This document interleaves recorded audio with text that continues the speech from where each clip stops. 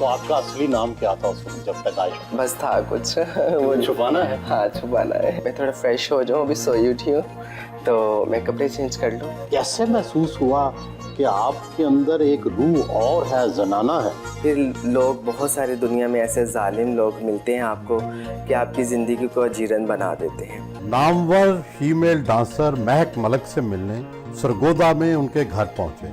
उनके गुरु कैसर ने इस्तकबाल किया।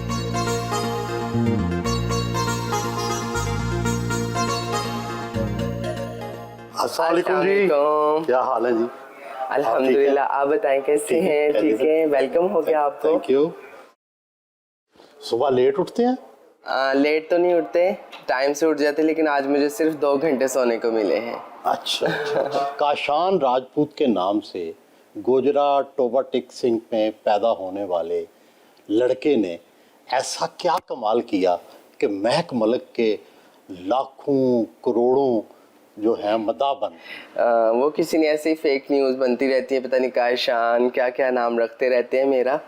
तो पैदाइश मेरी गोजरा की है और हम फैसलाबाद शिफ्ट हो गए हैं। तो आपका असली नाम क्या था उस वक्त जब पैदाइश हुई? बस था कुछ वो छुपाना है? हाँ छुपाना है। अच्छा, अब महक मलिक, बताऊंगी, जल्दी बताऊंगी इंशाल्लाह। आपने क्या ऐसा कमाल किया कि लड़के भी पीछे रह गए, लड़कियां भी पीछे रह गईं और आप डांस में सबसे आगे निकल गए? मैंने मेहनत की, दिलजोई से मैंने बहुत मेहनत की है और उसी का सिला है।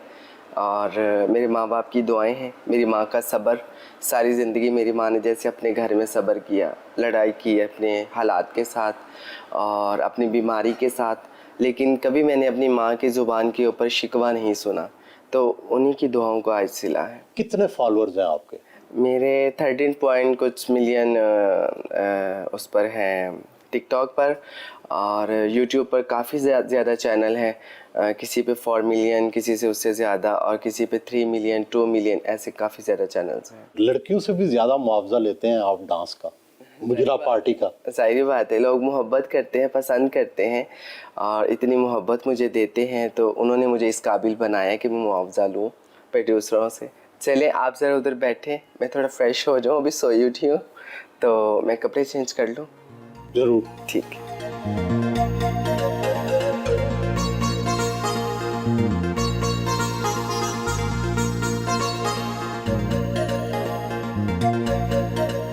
सुर्ख, सफ़ेद और नीले रंग का कीमती गैर मुल्की ब्रांड वर्साचे का फर्नीचर, आप जैसी पुरतयश ज़िंदगी तो शायद ही पाकिस्तान का कोई शीमेल गुजारता होगा। नहीं, ऐसा नहीं है, माशाल्लाह। हमारे फील्ड में बहुत सारे लग्जरी ज़िंदगी गुजारते हैं अपनी। क्या ये सब आपने अपनी रक्स की कमाई से बनाया है?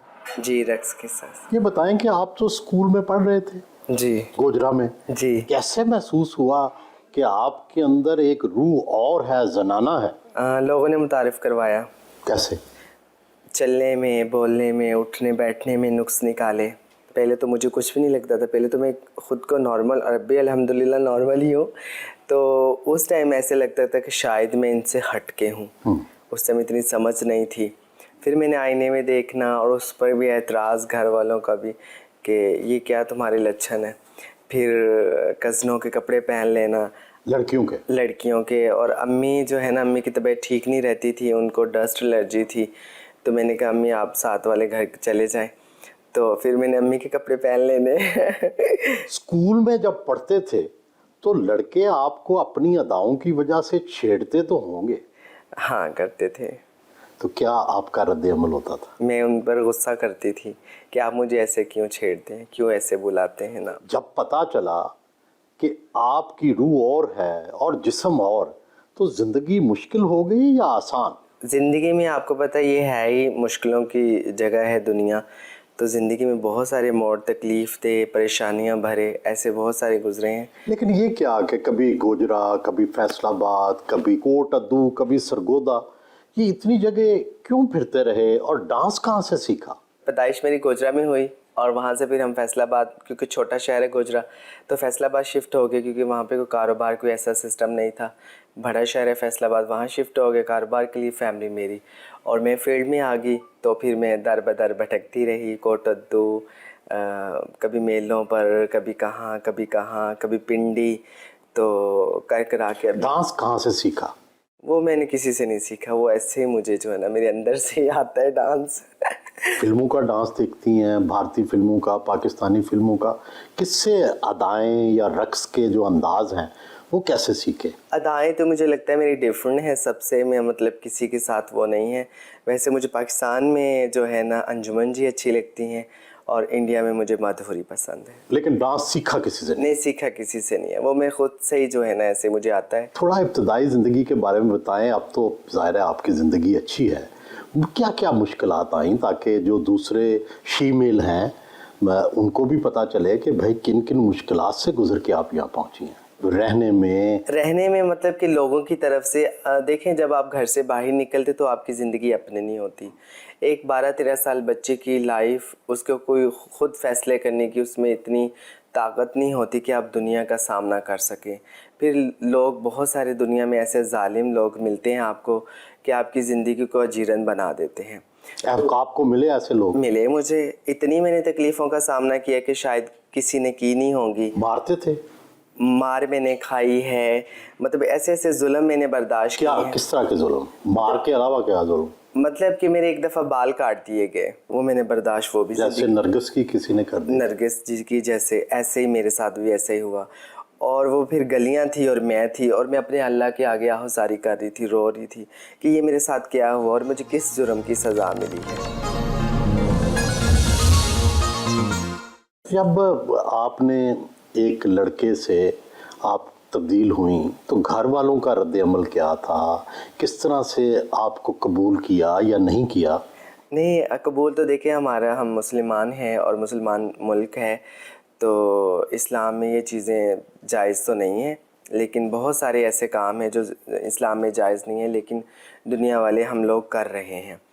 तो ऐसे ही मेरे घर वालों का रिएक्ट था, उनको नहीं पसंद था कि मैं इस फील्ड में आऊँ और ये काम करूँ, तो बस यानी डांस करें। हाँ, लेकिन मुझे कुछ उस टाइम नज़र नहीं आ रहा था, घर के हालात ऐसे थे और परेशानियाँ। आप तस्लीम कर लिया सब ने आपको?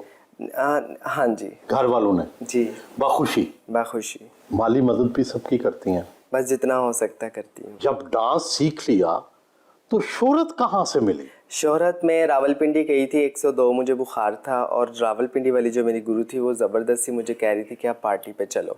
तो मैंने कहा नहीं, मैंने नहीं जाना, मेरी तबीयत इतनी ख़राब। उन्होंने कहा कि नहीं आपको जाना पड़ेगा। मेरी सहेली की पार्टी, और गुरुओं का दबदबा उस टाइम बड़ा होता था। अब नहीं है? अब नहीं है।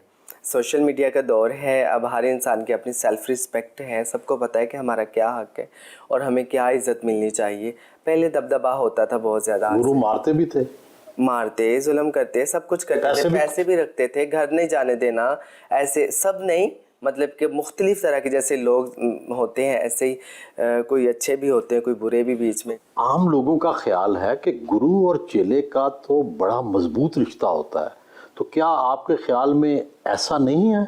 गुरु जुल्म भी करते हैं? इनका यही होता है कि वो घर से आते हैं तो आगे जो सीनियर पहले से इस फील्ड में होते हैं तो आप उनके पास जो है ना वो आपको सिखाते हैं? सिखाना उन्होंने क्या है, बस रहाइश उनकी होती है, घर उनका होता है, खाना खिलाते हैं। आपके पास कुछ होता नहीं है, तो इसलिए फिर वो जो ना गुरु बन जाते हैं। तो ये मतलब है कोई इतना अच्छा, जैसे आप बता रही हैं, तल्लक नहीं होता, जुल्म होता है, ज्यादती होती है, इतना प्यार नहीं होता जैसे लोगों का ख्याल है कि गुरु चेले का बड़ा आपस में प्यार होता है। हाँ जी बिल्कुल, ये कम है, अच्छे कम है, जालिम ज़्यादा है। मतलब आपको घर अगर आपने जाना है तो उनको नहीं पसंद कि आप घर जाएं। वो क्यों? कि वहाँ आप उनको कमा के दे रहे हैं। अगर आप घर जाएंगे तो उनको कमा के कौन देगा, और अगर आप घर जाएंगे फिर पैसे भी लेकर जाएंगे, वो भी उनको पसंद नहीं।